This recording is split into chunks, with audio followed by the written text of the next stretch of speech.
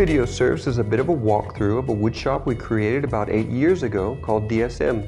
Although this includes a lot of the basic steps in turning logs into decks, our purpose is to demonstrate the real essence of what DSM really is.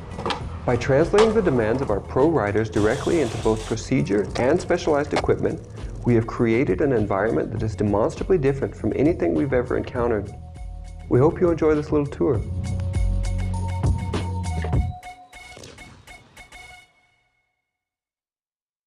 It's easy to forget that the decks we ride grew out of the ground. They live through summers and winters, soaking up everything from the environment they live in.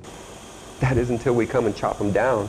The point is that the best maple in the world is generally grown in places that meet a long list of environmental factors. That's why we go to such great lengths to import all of our logs from the Great Lakes region and southern Canada. Each log is tagged with an ID that enables the logs to be traced back to its original source. After the logs are cut to the right length, they are submerged into special tanks in preparation for the veneering process. The logs are soaked at a precise temperature so that the veneer lathe is able to peel the log into long sheets of incredible consistency without damaging the cell structure of the wood itself. Customized dryers pull the moisture out of the freshly made veneers in an even, thoroughly controlled manner. Zeroing in and maintaining the exact amount of moisture within the wood is an extremely important part of this process. After veneers are dried, they are inspected and tested for consistency as well as moisture content. Each and every piece is trimmed for accurate size and shape in preparation for the pressing phase. Then they are sanded evenly and smoothly with precision machinery. The thickness of every sheet has to be entirely uniform because once you start stacking one upon another, even small imperfections can multiply into bigger problems. Veneers are then placed into dyeing tanks, then pressurized so that the dye penetrates the wood completely. Every individual veneer is inspected and measured by hand to maintain quality and consistency. The next step is to glue and press these veneers into their intended mold. The quality of the glues and their catalysts is a huge factor, especially from batch to batch.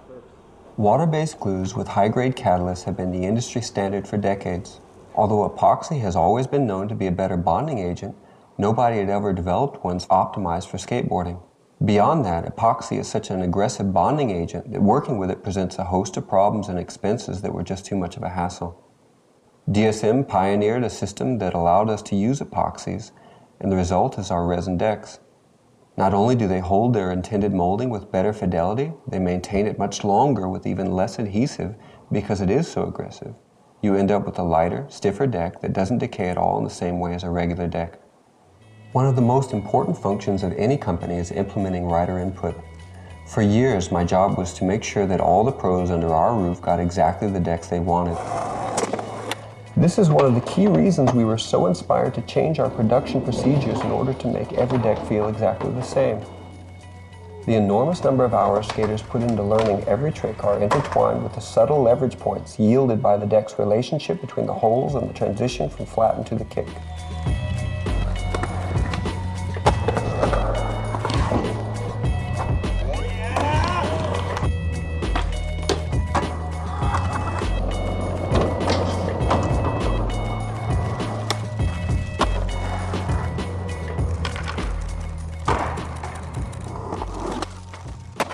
Aside from a few rare requests, it didn't require a lot of special materials or stuff like that. People pretty much buy what the pros ride. The only difference is that most of the key guys could only ride certain decks, since they all came out slightly different depending on where they were in the mold. Top ones are the steepest and bottom ones are the most mellow. Each ply wraps around the one above it, so the bottom ply is the longest, broadest curve. The same basic principle is at work anytime you make a turn. The inside lane is always the sharpest, the outside is the longest. This made it so that when I would call the wood shop and order a box of 10, I would have to designate which ones. Number 4s and 5s in the mold were best for mine and day one shape, for example. That would send one of the workers sorting through as many 50 decks just to get 10 boards that suited whichever pro. The odds of finding the deck you could ride in a shop, for example, if you broke one on tour, was 1 in 5 at best. The old way of pressing 5 decks at a time wreaked havoc with that sensitive transitional area. Day one had a patented method of turning 3s into 5s that the woodshop guys mixed in a few into his box. He'd flip one onto his back, then park his car on the bend overnight. It's that critical.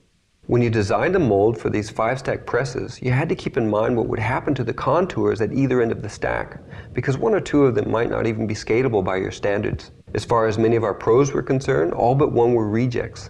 The first thing we did at DSM was create molds that made every deck exactly the same. Each mold was CNC'd out of steel, ensuring that each and every mold was identical and would never decay over time, in contrast to the standard way of making molds individually with less permanent material. Curing is the next step, and it's a crucial one. In the past, a problem that we had was that sometimes when orders were ramping up, especially during the spring, we would notice decks getting soggier and soggier when we were shipping the most worldwide. When we didn't have enough supply of either veneers or perfectly cured decks to keep up with their cycle, they would yank them out of the curing before they were actually done, thinking they would shave a few days off, which wouldn't matter. This whole situation just shows the importance of curing. If the glue isn't allowed to dry properly, the wood won't retain the mold's form. That's why from the very start we took extra steps, both in procedure and within the actual facility, to treat the decks as if they were patients coming out of surgery, allowing them to recover in tightly controlled rooms where the decks could stay cool with several finely tuned humidity control devices. After they're cured but before they're shaped, we drill the decks with specific templates that are made to hone in over sharply defined markings from the mold itself. Previously, decks were shaped then drilled, leaving each batch with slightly different nose and tail lengths. Even 1/32 of an inch off on either end could create a 1/16 difference overall, which was enough for one of our skaters to reject. And even if they did get those distances correct, their placement along the concave was just another variable. Pushing the holes too close or too far from the bends upsets the intended leverage points on the nose and tail. Since decks in the past were created and translated to mold by hand, it was nearly impossible to keep human error from creeping in. In contrast to this old way of doing things, DSM masters are digitally finalized and reproduced in steel by computer automated design and machining. This means that common errors that creep in along the subtle curves are digitally eradicated, and each deck comes out the way it was intended. After they're routed, decks are thoroughly inspected and finished by hand. One of the key features of DSM is the unprecedented number of man-hours assigned to the inspection and finishing of each and every deck. There are 14 stages of intense quality control. From here, the decks are in the final stages of lacquering, burnishing, and finally sprayed with a clear gloss. Decks are laser etched with brand logo identification and a unique serial number to track the manufacture date. Even the heat transfer papers are produced in-house, giving DSM complete control from log to finished product. With access to every part of the manufacturing process and the input from all of our riders, we have the ability to push the modern skateboard to levels we could have never have hoped for when we first began. At any given time, select riders are trying samples derived from new ideas. This way, we can continue to play our part in making decks to help take your skating to the next level. Innovation rarely comes by revolution. It develops by continual and gradual evolution. With DSM, we are well equipped to do our part.